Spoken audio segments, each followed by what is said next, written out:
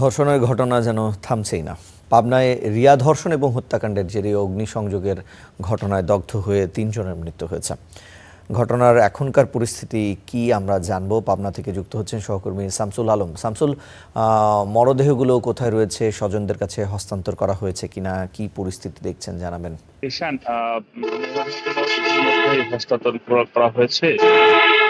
মরদেহগুলো দাফন কাফনের কার্যক্রম গতকালই কিন্তু শেষ হয়েছে। তার আগের দিন একজন মারা যায় এবং গতকাল দুজন মারা যায়। এই তিনজনের মরদেহ মধ্যে গত পরশুদিন যিনি মারা গিয়েছিলেন তার মরদেহ কিন্তু গত পরশুদিনে দাফন করা হয়েছিল এবং গতকাল যে দুজন মারা গিয়েছিলেন তার মরদেহ গতকাল বিকেলে দাফন করা হয়েছে।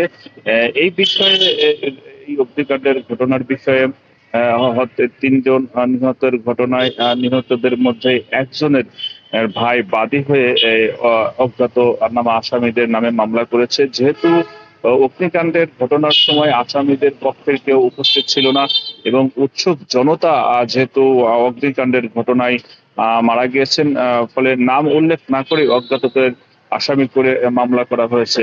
আমি পাবনা সদর থানার আর ওসি সঙ্গে তরিকুল ইসলামের সঙ্গে কথা বলেছি। তিনি বলেছেন এই ঘটনায় এখনো কাউকে গ্রেফতার করা হয়নি, তবে গত ৪ জুন রিয়া হত্যাকাণ্ড এবং ধর্ষণের ঘটনার দিনই ওই দিন অভিযুক্ত ৩ জনকে ঘটনার সঙ্গে সম্পৃক্ততার অভিযোগে গ্রেফতার করা হয়েছিল।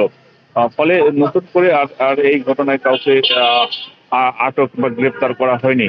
রিশান, এই ছিল আমার কাছে পাবনা থেকে সর্বশেষ।